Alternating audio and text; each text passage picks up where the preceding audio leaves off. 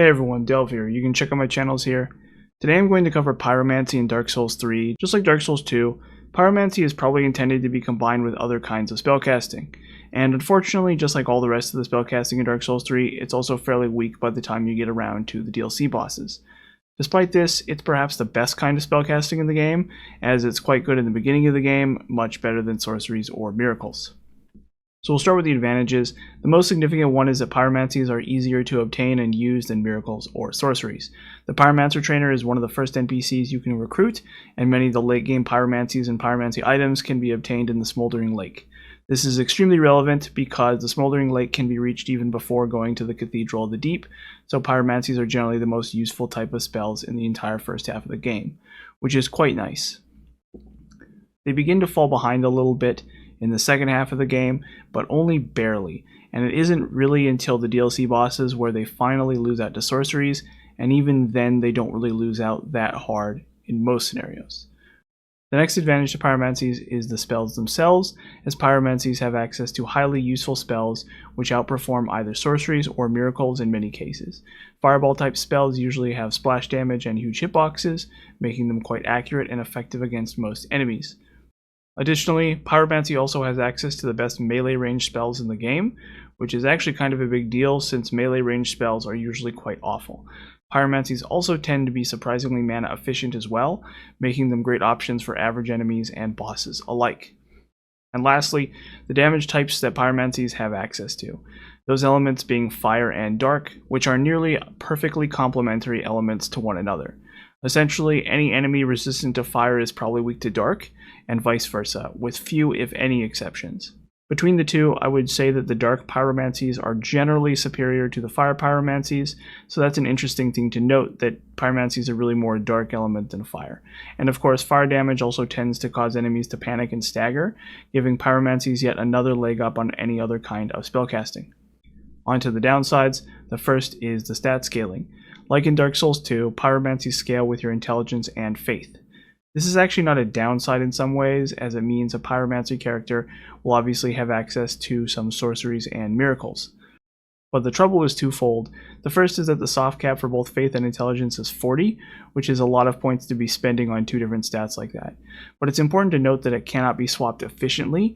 So for example, you cannot have a character with 50 intelligence and 30 faith and get the same results as a character with 40 in both.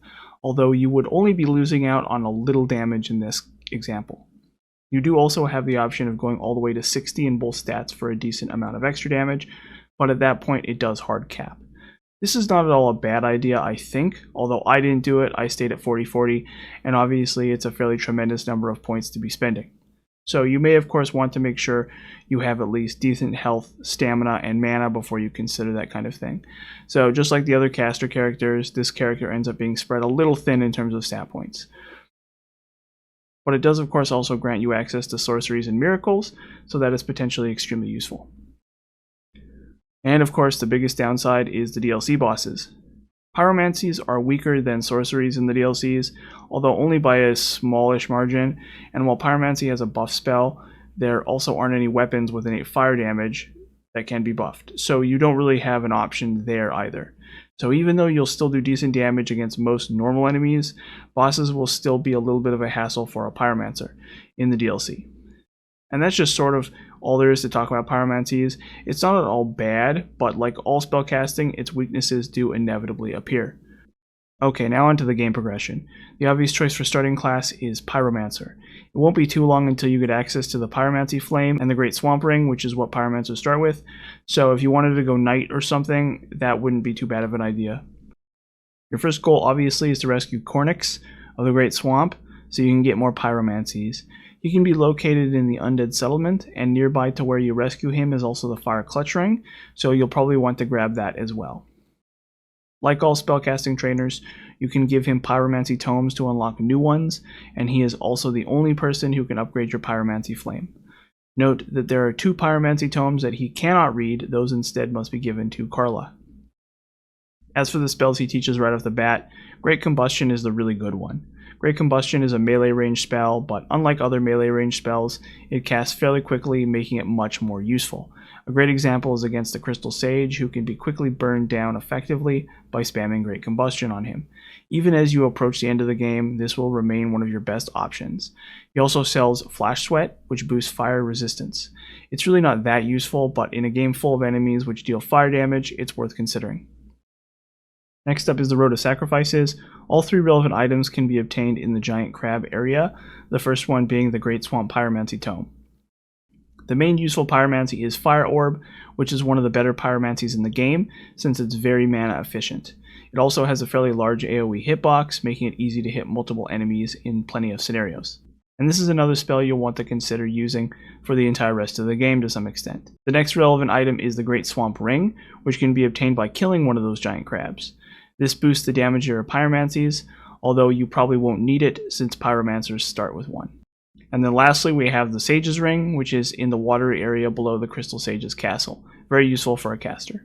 At this point, you'll want to consider skipping Crystal Sage and Cathedral of the Deep for now, and head to Farron Keep. This may disrupt NPC quest lines, specifically Yoel, who will die when you kill the Abyss Watchers, whether or not you've unlocked Uria or not. Henri's questline is also tied into the Cathedral of the Deep, but that doesn't mean you can't complete it. It just means you'll have to talk to him in each location of his questline, and you can only finish his questline before you've killed Aldrich as well, presumably. But most questlines aren't really relevant for a pyromancer. The only NPC questline I recommend following here is Siegvard, just for the Titanite slab. Obviously, you'll want to rescue Cornix and Carla as well, but of course they don't really have questlines, so to speak. One NPC you should be very aware of is Orbeck of Vinheim, as you may ultimately want the spells he sells for the DLC, so be aware if you recruit him that he will permanently leave your game if you defeat 6 bosses without handing him a sorcery scroll. And I do believe you can come back and talk to him later, and he'll still be there, in the Road of Sacrifices near the Crystal Sage. Now there is a pyromancy in Farron Keep, and that is Boulder Heave, which can be obtained by trading in the Stray Demon Soul with Ludleth. You may also want to grab the nearby Dragon Crest Shield as well. It's near the Dead Dragon. Boulder Heave is a very interesting pyromancy because it deals physical damage, but it has a few very unfortunate downsides. The biggest one is its short range, which is so short that it is in fact difficult to use. It also has a slow casting speed, which is another issue. It does, however, deal massive poise damage and potentially even knock enemies down, which is at least potentially useful against the Abyss Watchers. The actual damage is poor compared to endgame pyromancies, some of which you'll be able to get your hands on right after the Abyss Watchers. But other than Boulder Heave, you could also consider trying to use Great Combustion for its stagger. That would work against Abyss Watchers. Now the reason why you want to kill the Abyss Watchers so quickly is to get your hands on the items found in the Catacombs of Karthus and the Smoldering Lake. Behind an illusory wall in the Catacombs of Karthus is the Karthus Pyromancy Tome, which has the Pyromancy weapon buff spell, Karthus Flame Arc.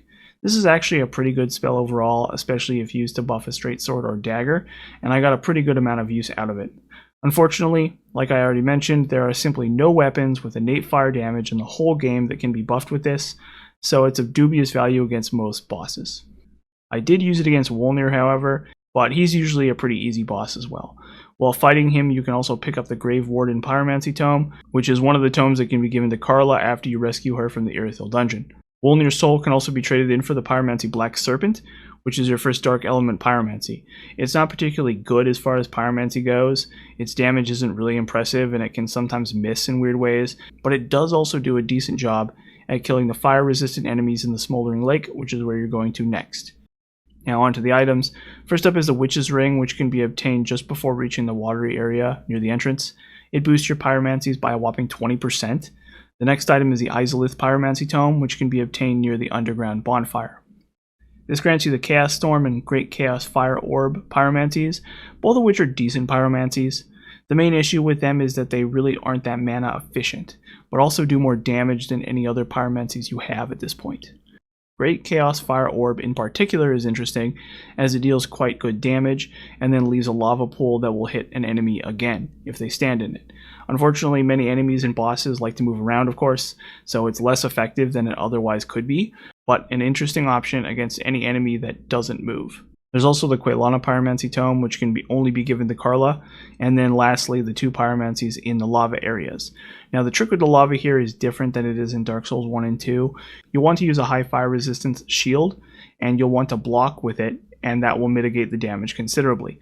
Probably the best shield is the Dragon Crest shield, which can be obtained near the dead dragon on top of the wall area in Fair and Keep. You'll also want to combine this with as much fire resistance as you can, of course.